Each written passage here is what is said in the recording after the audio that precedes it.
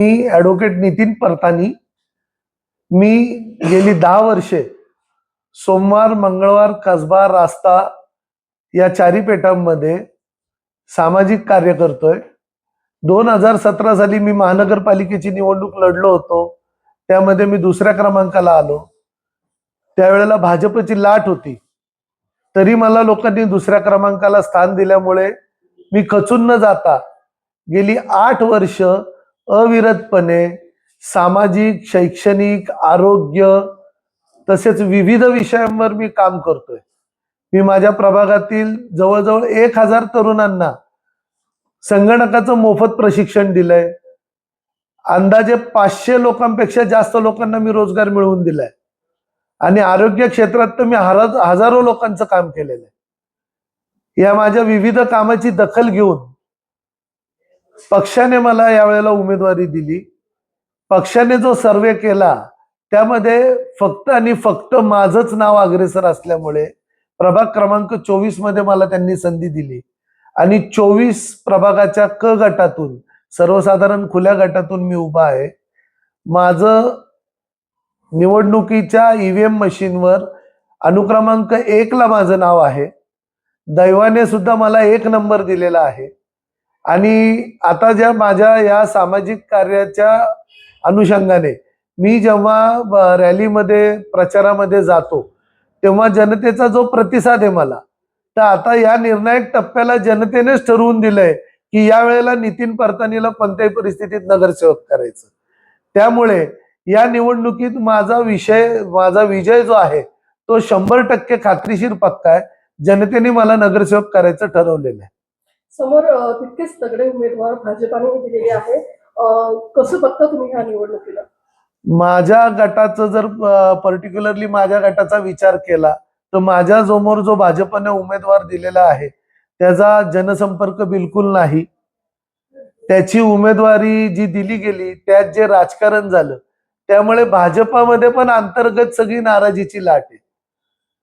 माझ्यासमोर जो उमेदवार दिलेला आहे तो कसबा पेठेतला असला तरी त्याच्या बेसिक कसबा पेठेतल्या भागातून मला प्रचंड प्रतिसाद आहे आणि तिथले लोक म्हणतात की आम्ही तुम्हालाच मतदान करणार. माझा विजय हा कसबा पेठेतूनच पक्का होईल आणि त्यानंतर उर्वरित भागातून मला लीड मिळेल.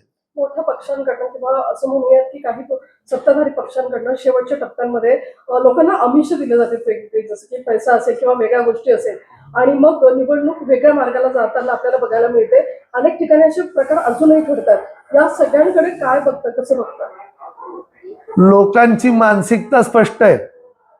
हे जे आमिष दाखवतील, पैसे देतील, लोक यांच्याकडून पैसे घेतील, पण लोक काम करणाऱ्या उमेदवाराला संधी देतील. पैसे सगळ्यांचे जरी कुणी काही घेतले, बेसिकली सगळी लोक काही पैशावर मतदान करत नाहीत.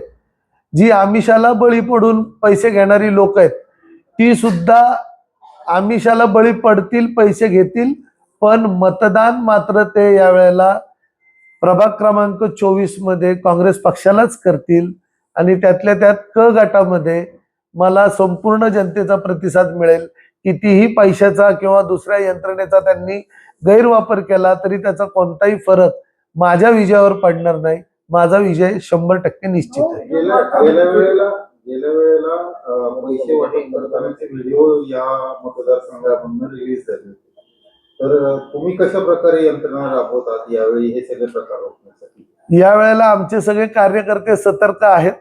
प्रत्येक भागात आमच्या कार्यकर्त्यांचं लक्ष आहे. जिथे असा कोणताही प्रकार घडेल त्याचं सोशल मीडियाद्वारे आधी जनतेला सगळं दाखवलं जाईल की काय प्रकार घडतायत. कारण यंत्रणा तर सगळ्या त्यांच्या ताब्यात आहेत. यंत्रणा तक्रारींची कितपत दखल घेतील याबाबत आम्हाला शंका आहे.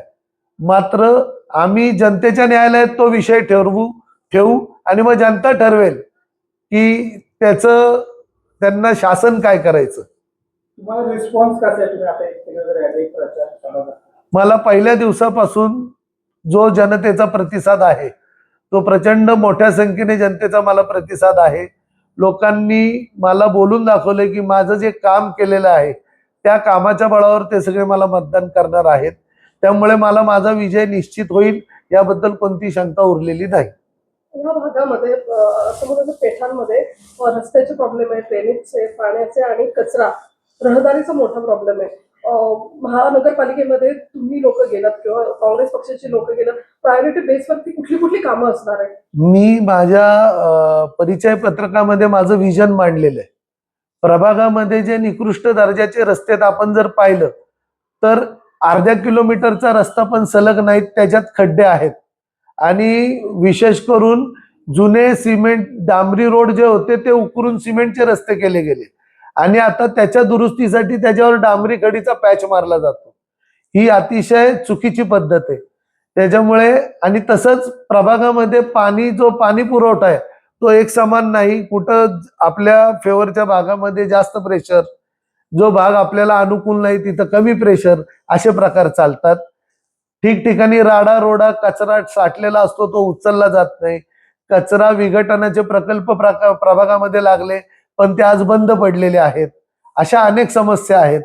त्यावर मी 100% काम करीन. प्रभागातले रस्ते एकसारखे स्वच्छ गुळगुळीत करणे, प्रभाग स्वच्छता ठेवणे, राडा रोडा मुक्त करणे, कचरा निर्मूलन करणे, समान दाबाने सुरळीत सर्व ठिकाणी एकसारखा पाणी पुरवठा करणे आणि विशेष करून प्रभागातच नव्हे तर अख्ख्या पुणे शहरामध्ये महिलांसाठी स्वतंत्र स्वच्छतागृह नाहीत. तो माझा अजेंड्यावर पहिला विषय राहील की महिलेला सुरक्षितता आणि स्वच्छता या दृष्टीने पुरुषांच्या जोडीने महिला स्वच्छतागृह न ठेवता स्वतंत्र स्वच्छतागृह झाली पाहिजेत, जेणेकरून महिलेला त्याचा वापर करता येईल. आत्ताच्या स्वच्छतागृहांमध्ये पुरुष महिला जरी वेगळे वेगळे असले तरी त्याचे दरवाजे तुटलेले असतात, यंत्रणा सगळी आतली खराब असते, त्याच्यामुळे महिला त्याचा वापरच करत नाहीत. तर महिलांच्या सुरक्षिततेच्या आणि स्वच्छतेच्या दृष्टीने महिलांसाठी स्वतंत्र स्वच्छतागृह असणे ही आत्ताची काळाची गरज आहे आणि ते मी निश्चित करीन. त्याच जोडीने प्रभागातली जर तुम्ही महानगरपालिकेचे दवाखाने पाहिलेत तर त्याचं खाजगीकरण व्हायला लागलं. त्याचा हेतू असा होता की सर्वसामान्य गरीब जनतेला आरोग्य सुविधेचा लाभ मिळावा, परंतु त्या हेतूपासून आता प्रशासन आणि शासन आणि राज्यकर्ते वेगळ्या दिशेला चाललेत.